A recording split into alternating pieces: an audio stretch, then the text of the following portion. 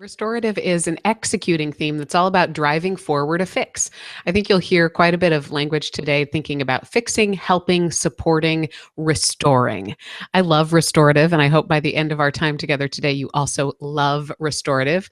It's somewhere in the upper 30s for me in terms of my own theme. So it's one of those that I find I have great understanding of where I'm missing it. So it's one of the themes that I love to partner with, that I love the patience that it brings. But the real definition of restorative is about that piece around solving problems. If you're someone who has high restorative or who leads with restorative, the way that you solve problems and the type of the problems that you like to solve really are going to depend on your other themes. Perhaps you enjoy conceptual problems. Maybe you like relationship problems or more straightforward sort of tactical problems. You might seek out specific kinds of problems. And I've said problem a lot. And I had a great journalism professor in undergrad who once said word dead. So let's talk a little bit more about what that word problem could really mean. For many people with restorative, it's about something is stuck that just needs to get pushed through. For others, it's about technical issues. It really is about being able to get in and tinker with something or improve the way something physical actually works. Sometimes people will approach the idea of a problem as just being something that is broken. And I think as we're defining restorative, that's probably the best way to talk about it. What people with restorative understand is that brokenness is not permanent. Shout out to my friend Anders Olson, who on Instagram this week said restorative is one of his dominant themes, and it is what he calls the eternal optimist strength, because he believes nothing is ever beyond the point of repair. And as I was thinking about other words to describe restorative, that word repair comes to mind. Being able to breathe new life into something that really needs it. What we do know about restorative, regardless of the types of problems that you like or the way that you like to approach it, is it brings you energy. There is a love, a creativity, almost a new sort of experience of flow or satisfaction that comes when you're addressing a problem.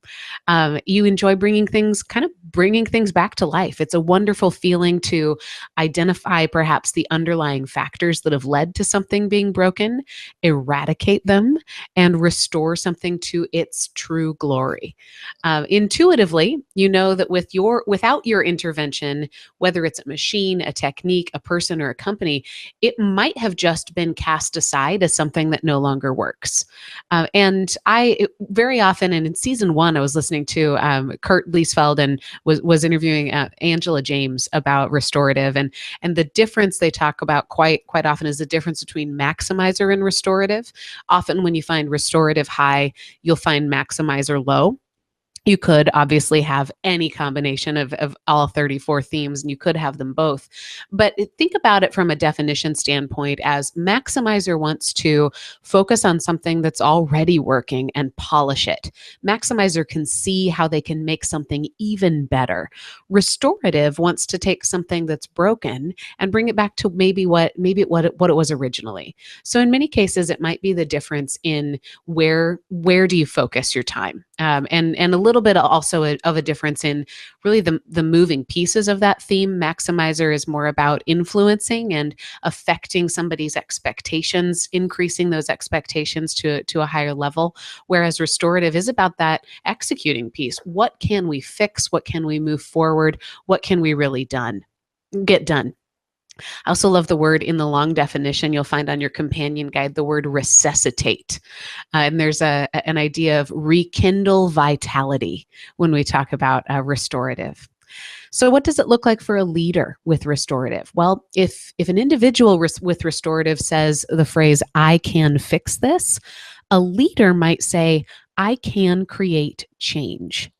And I think thinking about restorative in the context of it as an executing theme, as being how you can create some change. That's going to be a change on either people's patience, people's perceptions, or people's true experience of something. Without restorative, a leader might come across something that isn't working, whether that's a policy, a partnership, a relationship, or even just a part that doesn't work, and might say, all right, well, we need to move on to something that does work, or there's got to be a better better way and sort of find their way around it. But with restorative, you can create some change that other people may have missed. You can unlock potential in something by seeing that there's still potential left. Here's my show tunes nerdiness. Right now, what's coming to mind is a song from the sadly canceled NBC series Smash, called Secondhand White Baby Grand. And there's a line from this song that talks about even something broken still has music to share. And that's not exactly the right line, but it's this idea that even an old piano, even something that's out of tune, still has greatness in it. And I think it's a real great nod to restorative, that ability to see potential where others just see something that we need to move on from. So leaders with restorative, I think, can drive towards solutions where others might see roadblocks by asking what can be done, how can we do it, and when can we start? Remember that executing theme wants to say, let's go, let's take some action. I think restorative provides reassurance that nothing is too far gone. It also provides energy. So it's not just that mentality that, yep, this secondhand piano can still has great music to share. It's also the ability to say, by the way, I know how to tune that piano and I've got the energy to roll up my sleeves and really do it. So sometimes I think that elbow grease, and that might be a word that doesn't totally translate, but the hard work or the work ethic or the energy toward work that it takes is also what it brings. It's not just the mentality. So what is needed in order to provide attention to broken pieces? If you're a leader with restorative, I'd encourage you to ask yourself, where specifically is the disconnect? So you probably can sense that something is not working. You can sharpen that talent by being able to sense it very specifically. Then know thyself and be able to say, what is it that I can most effectively address? Is this something that I am equipped to fix on my own, or is this something that I can very easily get other people excited about fixing as well? Again, it might be tactical. It might be think about that, addressing broken issues in getting customer buy-in, in getting employee buy-in or leadership buy-in. It might be what's broken is a belief, or is some sort of agreement. It could be about relationships. I think if you're to boil down what restorative brings to a leadership scenario, I think about two sides of it. I think about foresight and patience. On the foresight, you may anticipate brokenness before others. Because of your knack and your agility for fixing things, you you literally do see the world through a different lens, but figuratively, you're probably noticing and picking up on loose wheels or loose cogs in the system before other people do. How can that foresight by itself help you think, help you plan more effectively, help you to strategize? It might also be important for you to find the best way to communicate what it is you're anticipating, and perhaps the cost or benefit of really diving in and fixing it. Just because you have a knack for fixing things doesn't mean as a leader you get to choose to fix everything that's broken. So I think that there's also that temptation to say, I'm gonna don't worry about all of that. I can do it myself. I'll fix it all.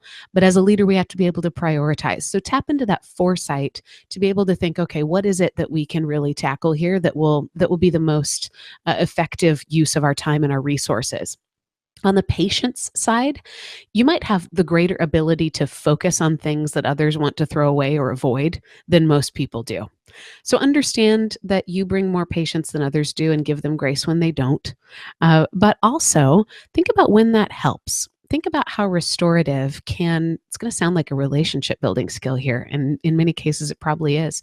Think about when that kind of patience can help deflate the emotion in a room when tensions get really high. Think about that kind of longevity of a problem, or being able to take the long road because you know that even if things get worse, they can still be fixed. When is this most supportive to people? How can you aim that sort of supportive execution toward the places that need it the most? Think about offering yourself as a resource. Be in places that are broken.